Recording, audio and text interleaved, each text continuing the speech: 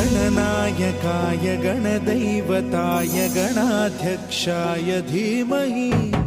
गुणशरीराय गुणमण्डिताय गुणेशानाय धीमहि गुणातीताय गुणाधीशाय गुणप्रविष्टाय धीमहि एकदन्ताय वक्रतुण्डाय गौरीतनयाय धीमहि गजेशानाय भालचन्द्राय श्रीगणेशाय